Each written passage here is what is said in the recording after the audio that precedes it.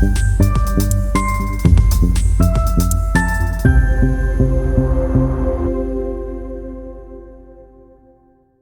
right. Good afternoon, everyone. Thank you for joining us. I'm Thane Hutcheson with 5 Point Strategic Advisors.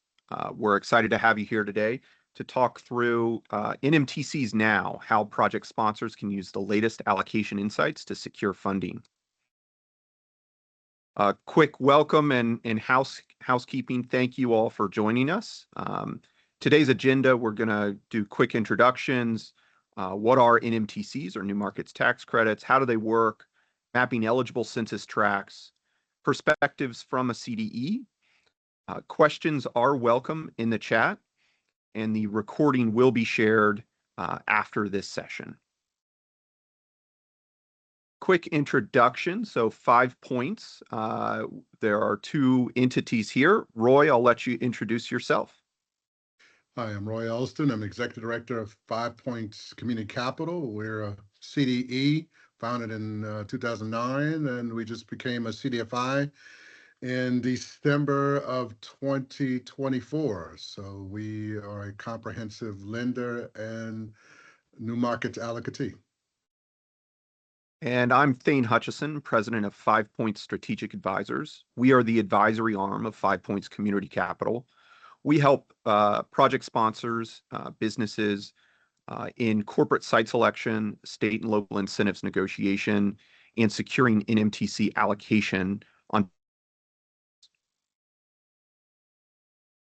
So what are new markets tax credits? A lot of people in the economic development space in particular talk about new markets, but don't see a whole lot of transactions out there. And so what are new markets? New Markets was founded in 2001 to incentivize private investment in low-income communities by providing tax credits to investors.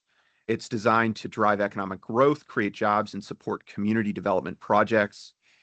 This is done by providing investors a tax credit worth 39% of their total qualified equity investment, distributed and earned over 7 years.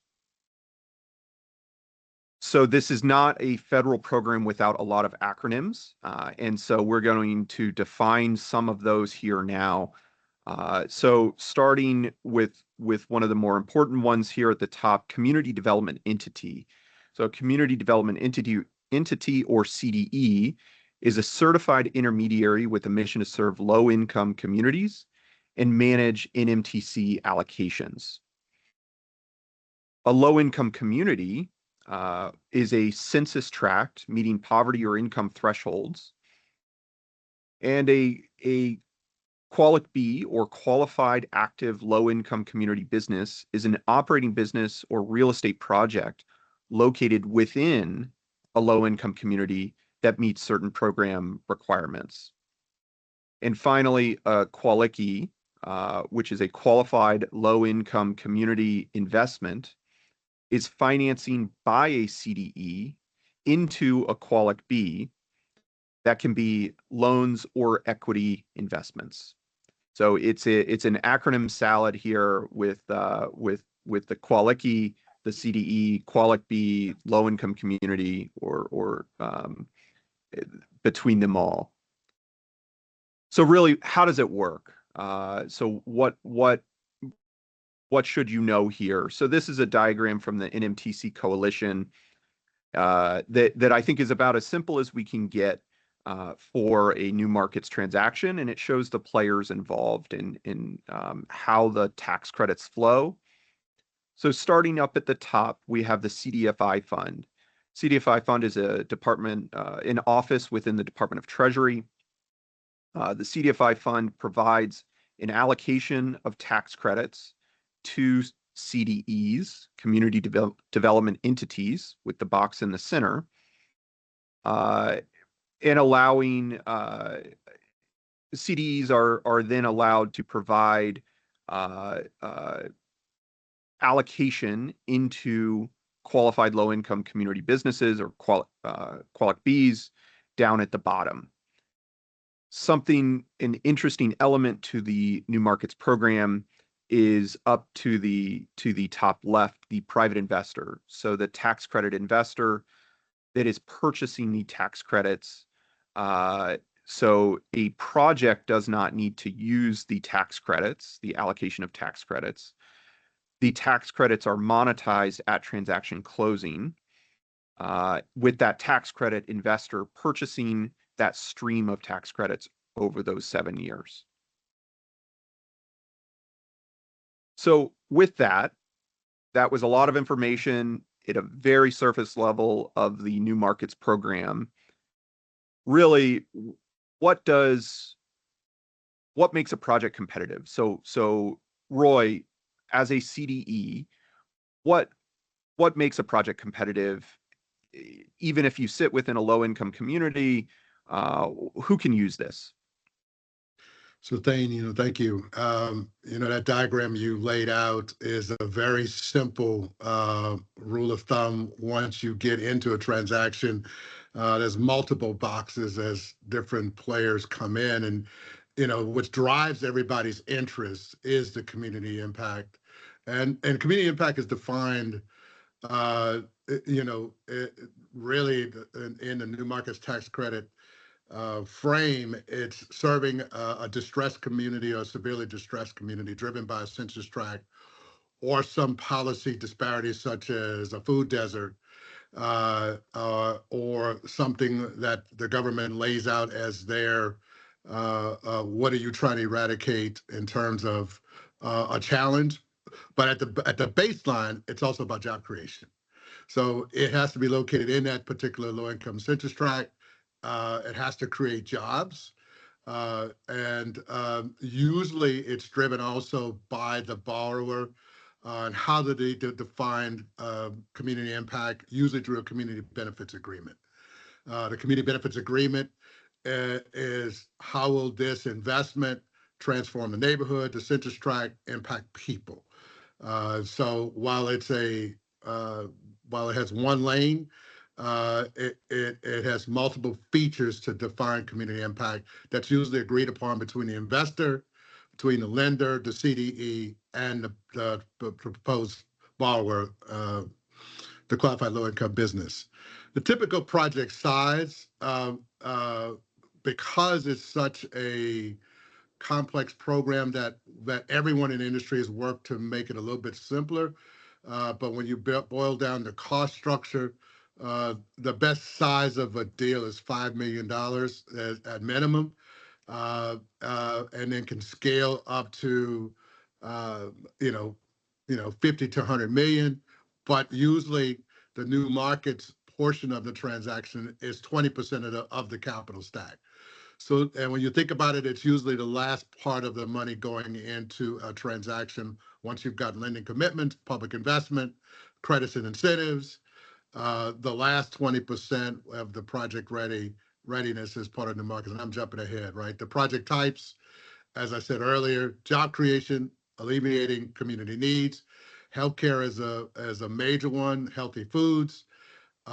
Manufacturing has now become has leapfrogged, but also rural transactions. And obviously, the last couple of years, the federal government has made rural and manufacturing two primary uses that are priorities for the CDEs to focus on. Project readiness. This is the one that's more of an art than a science, and the readiness and the timing. Project shovel ready means just that. Is the project ready to go in terms of uh, down from permitting to the rest of the capital stack? This is a tool that is not meant for the beginning of a project. It's meant to close the gap of a project. So typically, if you've got 80%, maybe you've got a loan from a bank at 50% loan to value. You may have some project equity. You may have some grant money. You may have some credit and incentives, and you're down to the last 20% of the transaction that needs a creative financing. And this is where New Markets is at its best.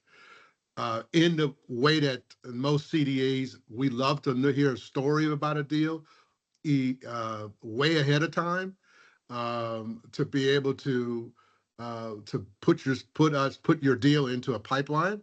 In many ways, this is a very sought after credit, sought after. So the sooner we can get to that readiness. At the same time, if a CDE does not discover your project and you already got all your money and you're looking to look back 24 months, that does happen where we can look back 2 years and to look at a transaction to really say, okay, wow, we wish we would have met you earlier. We think this is a pretty good project. We want to be able to provide the new markets financing for you. We can then say that cash that you're saving, that you're either paying down a loan or a bridge note or providing operating capital for the transaction, we get excited about that, right? Because the deal is closed. We can then look back. We can then provide the borrower some incentive for either working capital or reduction of debt. In many ways, as many nonprofit transactions are thinly capitalized, this is a good way for nonprofit borrowers to really say, okay, we got it over the finish line. It was a little blood, sweat, and tears, but we'll look back. Uh, Typically, the new markets, and this is the trickiness, is the financing. Traditional lenders have to get comfortable as part of the capital stack. The most trendy part of, and which has been now the standard, is a leveraged loan structure, which we'll go into. We could talk offline about leveraged loan structures, but one of the things that's most paramount is that a lender for that portion of the transaction is taking a second position in the borrowing that from the credit from the senior lender. So lenders have to get comfortable with that portion of the debt that's leveraged with the credit, that it's a secondary position. And that's usually the hardest part when you have new lenders who are not involved with the transaction. Great point there on new lenders in particular. Lenders that work with the new markets program frequently understand it and can get comfortable with this structure. It's an educational component required to bring new lenders up to speed on why they should take a second position, which is an unusual thing for a lender to do. Yes. To look at this is the most interesting slide. One of the things that many people who consider new markets financing, tax credit financing, get to what does it take to get a project ready to go, but all of the different professional service partners are involved in a transaction. The project sponsor is the borrower. So that is the company, the real estate project, the nonprofit looking for financing. They've been, say, pre-qualified. It's in the low-income incentives track. It's serving low-income people. It's making all of the qualifications. And so that sponsor has assembled the capital stack. It has gone down a development process, or if they're borrowing as a business, all of their boxes have been checked in the pre-lending checklist, as you would do going to our normal bank for financing. The project sponsor has gathered itself and its appetite and ready to go to engage in getting additional financing through this particular program. The broker is, and 5 Points really acts, 5 Point Strategic Advisors actually acts as a broker to project sponsors who are looking to communicate with folks like me on the CDE side, where they help the borrower through this process that seems like a maze. And it is a maze. It can seem, because there's so many parties involved, and I'll walk through that. The broker is probably one of the most important intermediaries. Some people can be frustrated by that, but in many ways, to make the project efficient, because most of the folks involved have done this multiple times, the broker is the linguist. It is the translator for each part of the process to help the borrower navigate the complexity to be able to get to the end goal, which is to receive the new markets tax credit financing. Tax credit investor is usually a large bank or a corporation or an insurance company who buys the credit. Typically, you see banks who are looking for CRA credit. This does qualify for them to as part of their CRA test. And so you'll see most times the large national banks become the major driver of buying the credit for their CRA credit. Rules have changed in many ways that these investors usually was geographic focused. Now it's a little bit more national focused, which then is really much more of an opportunity for, let's say, a bank focused on California. They find a good project in Texas, that investor that they get excited about, they can go outside their typical geographic market. The CDE is with 5 Points Community Capital is a CDE. Again, as Thane walked through it with that diagram, the CDE is certified by the Department of Treasury.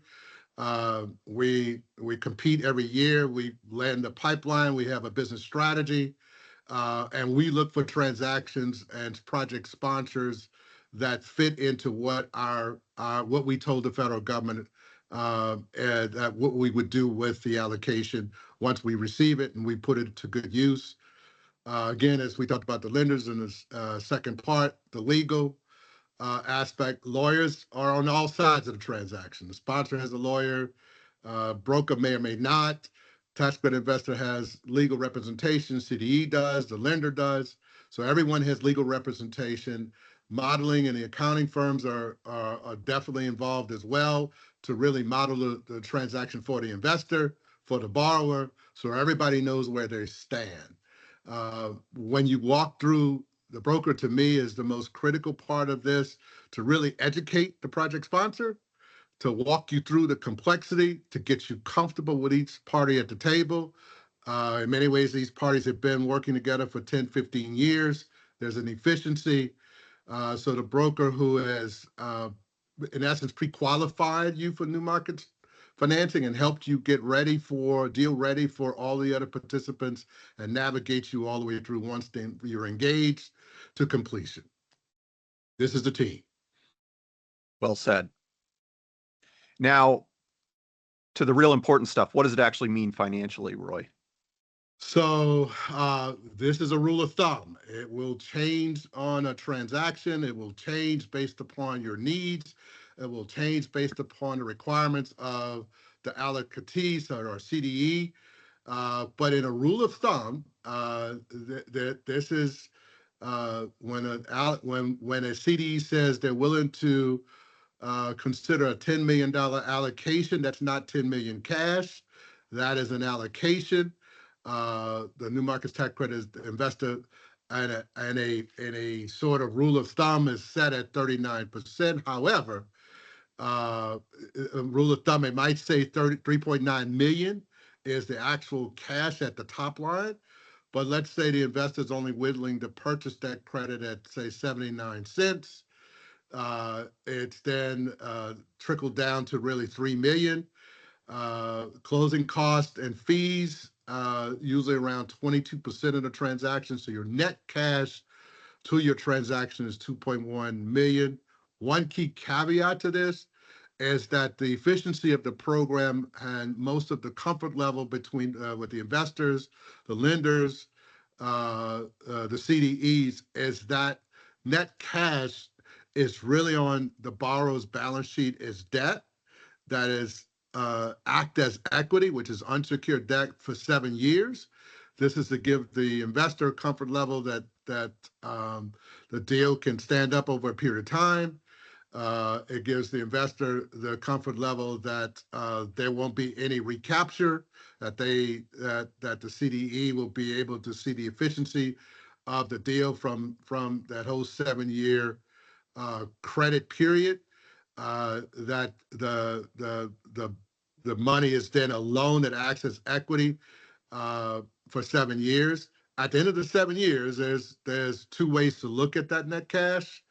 It's either a note that you can, if the CDE chooses to, can offer to you to buy that note out, or it can be a refinancing. Most often than not, there's that the investor doesn't want the money back. They want the money to go in, but it's up to the CDE and the borrower to see what's the best way to go in. Typically, you're buying a note out at the end of 7 years. So this is the hardest part to appetite on how they work, because you have to deal with the fact that it's not real. It's not, sounds like 10 million, but it's really 2 million. But if it meets the but for test, if it's not but for the new markets, the deal will not close. And that is the ultimate reason why the program was created. Well said. So getting a little bit more granular and tactical here as to how do we find these low income communities? Uh, Conveniently enough, we have a mapping tool on the 5 Point Strategic Advisors website. You can search cities, counties, states, and specific addresses. So I put this up. I'm based in San Antonio, Texas. So I've searched San Antonio, Texas here in this example. A word of caution is I can look at this map and say, the east, south, and west sides of San Antonio probably qualify. What you don't see though, I think is important, is getting down to the actual address level. So what you see once you actually get down to the address level is each census tract has a different status and characteristics, and therefore we cannot make blanket statements such as the west side of San Antonio or south side of San Antonio or east side of San Antonio are going to qualify for new markets. We have to look at the address and get down to the address level. So that's a word of caution that we frequently will when we're talking to potential project sponsors. They say, "Well, I'm in this part of town, and therefore I should be." Well, we need to double check that, and it's quick and simple and easy to do, just on our mapping tool, and there's several others out there as well. I think ours is great though, and I use ours, but just check the address and make sure that it does qualify. In note the level of eligibility, whether it's eligible, severely distressed, or deeply distressed. All of that is important information. So with that, I think 5 Points as an organization, 5 Points Community Capital, 5 Point Strategic Advisors, we sit in an interesting place where we work both as a CDE in Roy's lane of 5 Points Community Capital, and we sit as a broker in my lane of 5 Point Strategic Advisors. So a few questions here. Roy, what do CDEs care about? What's important for 5 Points? What are you interested in when you look at a transaction? Well, I'm unfortunate. I've been on all sides of a transaction, right? I've been a borrower, as well as on the CDE side, and now as the CDFI. CDEs care about what that they promised the government they would do with the allocation. That's number one. For example, for 5 Points, our priority are looking at rural transactions, manufacturing, as our primary driver, job creation, and also mostly in we're national CDE, but we definitely have a focus of the Southeast from Texas to Florida. But we told the federal government most of our transactions would be rural. So we do look for rural transactions across the country. Other CDEs have different things they said in their business strategy to the federal government. It may be healthcare as a key driver. It may be community facilities, such as the YMCA. It could be businesses, operating businesses that are in certain targeted areas. But one of the things that all of them have in common is looking at severely distressed census tracts, as the mapping tool will lay out. That has become a key driver. But also we're encouraged by what federal government informally may say, and while manufacturing and rural transaction is really becoming a focus of all CDs in an informal way as augmented to their strategy. So CDs care about their strategy, what they promise the government. Then we also then look at, uh, you know, uh, can you meet the test of job creation? Can you meet the test of what you lay out in your community benefits agreement? Yep. if you want me to go with it, I can go straight down the list on these if you like.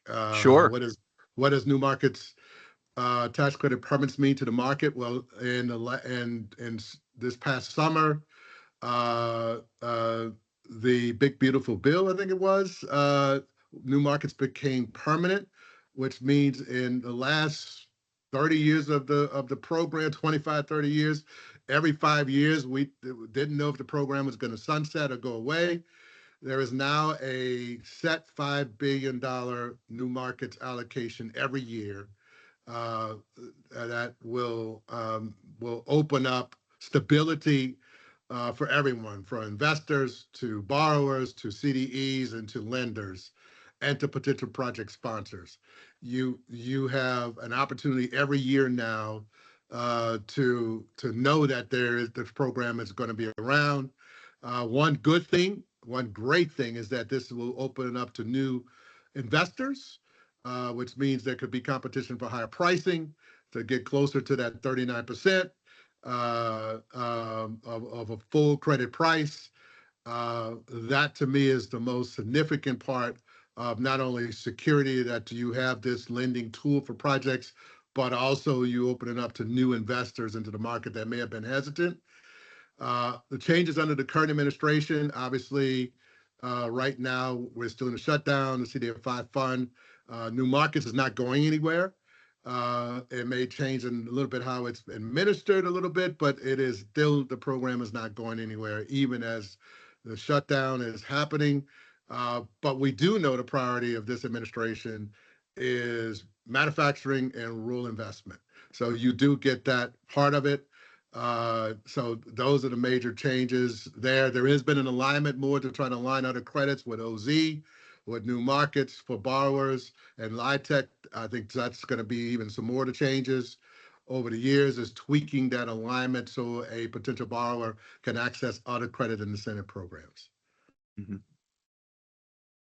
And the government shutdown, obviously a change or unexpected. Where do you see the next awards coming out as it relates to the government shutdown? We don't have a crystal ball. In case anyone was curious, we don't have a crystal ball as to how this will play out, and it seems to evolve as every government shutdown does. But where do you think, Roy, this government shutdown stands with when the next awards are to be expected? No crystal ball. Don't hold me to it. But we expect. I mean, we all hope the government shutdown ends as soon as possible. We expect an announcement not far after that. The CDFI fund and its skeleton staffing is still engaged as much as they can. They prioritize compliance and other issues during the shutdown. They have not made any awards. There's a backlog of program award announcements in multiple CDFI fund programs. So we expect those announcements. I would venture to say almost 10 days after shutdown, once there's some normalcy within the office, we see awards before the end of the year. And then we're gearing up next year for now the permanent $5 billion a year annual allocation. This is a double round. So you will see a lot of CDEs looking for projects with this double round coming out. There's a $10 billion allocation this particular round that will be announced. And then next year starts off $5 billion a year, since it's now permanent. So there's going to be a lot of allocation looking for good transactions. Yep. All right. Well, we will open it up for Q&A here. Feel free to put any questions into the chat. We are 2 minutes already past our prescribed time of 12 to 12:30. This is about as short of a new markets presentation as we can get. Anyone who works in the industry usually understands it takes a bit of setting the stage before you can actually get into details such as the economics of a transaction. You have to lay out the roles and why it's important. And so feel free to put in any questions into the chat. If you do need to drop, feel free. We will continue to be here answering questions. We do appreciate you taking the time to join us here today. And we have some questions that I'm going to field for you here. Roy. Da, da, da. While you're thinking of a question, I will say CDEs do care about the story. Yeah. CDEs love to hear a good story of a transaction, the origin story, what makes a good story for their advisory boards, who really weigh in on many of these transactions to align with project community impact, community readiness. So a good story on that impact. We've had some good stories, and we tend to put in a video form that tells the story of the total impact. So you'll start to see that, but the story matters. All right. So one question here for project sponsors new to NMTCs, what are the first steps to take if they think they might qualify? So the first thing is to check the address. So understanding whether it qualifies, sits within a qualifying census tract is paramount.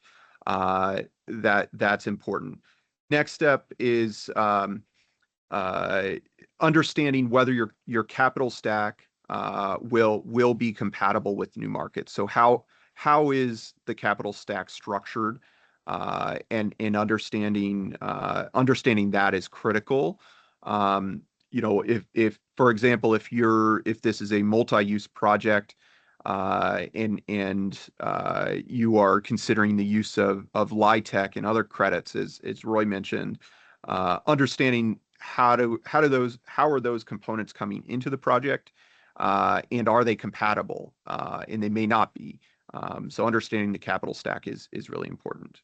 And then I would also add one major change that you're seeing with government shutdown and policy shifts is that one time government financing was a major part of stability of a transaction, and project readiness, Mm-hmm. public investment. Public investment, as we all know, has shifted a bit in this past 9 months. And so government financing, people are really drilling down on your sources and uses, and how much you codependent upon public investment, where at one time that was as gold-plated as you can get. It is now a vulnerable part of the capital stack, which is why new markets tool is important, but also other types of funding to mitigate a codependence on government financing and government revenue. Mm-hmm. Another question, can NMTCs ever be used for retention projects? And the answer is yes. There has to be qualifying expenditures and qualifying spend. Otherwise, there isn't an allocation that could be brought to the transaction. But absolutely. As Roy mentioned, and we didn't quite go into in depth, but each project has a unique community benefits agreement, or CBA, that lays out the expectations of a project. And job retention is most certainly something that would be considered. It is different. The New Markets program is different than many state and local incentive programs, which we also work with, when it comes to job creation, where most state and local incentive programs, job retention is disregarded and not considered, or at least hasn't been for the past 10 years or so. New markets can be, but it does go back to the community impact. Are these quality jobs? Like any good project, we would love to see new job creation, but retention is most certainly an element that's considered. Another question, how do NMTCs typically layer with other incentives like state tax credits, TIF, or grants? As Roy mentioned, previously that was ideal, was a layered capital stack that was inclusive of state and local incentives. That is still the case to some extent. The caveat that Roy mentioned being, we don't want to see a project, and CDEs view a project that's entirely reliant upon other government programs as riskier. And so while we do want to see other incentive programs utilized, seeing a project that's overly reliant upon grants and incentives can sometimes be to its detriment. Oh, here's a great question. Timeline. Roy, that is a piece that is really critical to projects. Is what does a timeline look like? Do you mind going through what a project timeline or from start to finish, what that looks like? Because it's art that goes into science. Mm-hmm.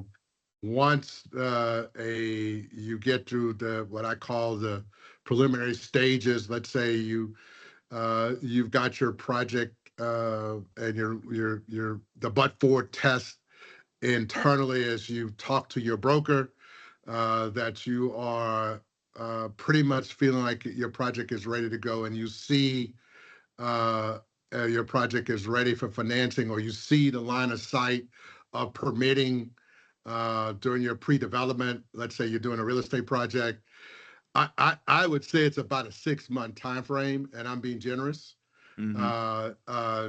We want to see a project out 8 to 9 months in advance, knowing that it may take a little while. Well, for example, a project of Thane, we're working through. It is we engaged once we knew that the borrower had the wherewithal to take it to the finish line. It was a project that had not only state but philanthropic capital, a very strong sponsor. And even then, you had to get through the pre-development, the architecture design phases, and then the real question is, when will they get a construction permit? Mm-hmm. And that's a moving target. So right now, we're asking that it looks like it's going to be December on this particular project that will start construction, which then that's ideal for us. So it's the herding cats and shooting ducks and getting the project timeline aligned, because the sponsor is working through not only the development of a real estate, but it's also trying to assemble its financing, and then it's trying Mm-hmm. to work through new markets. So there's 3 lanes that are intertwined, and there's always uncontrolled events. So I like to Mm-hmm. bake in 6 to 8 months. And from the broker perspective, I would even add in some more months to that as we work through projects and before it even gets to a CDE or a host of CDEs, there needs to be positioning and consideration into how a project is positioned before it even gets to a CDE. So that's the various roles coming out of And we, of a transaction. to your point, we spend, and Jenna knows this well. I know Jenna's listening. Jenna, you know as well. Hello. You know this extremely well. It's we do a lot of hand holding even before it gets to an Mm-hmm. agreement. So a lot Mm-hmm. of hand holding. Yes. Well, thank you everyone for joining us today. We appreciate you taking the time out of your day to listen to our webinar. Feel free to reach out via our website, via my email, which should be in the event invitation. We appreciate it and have a great rest of your day.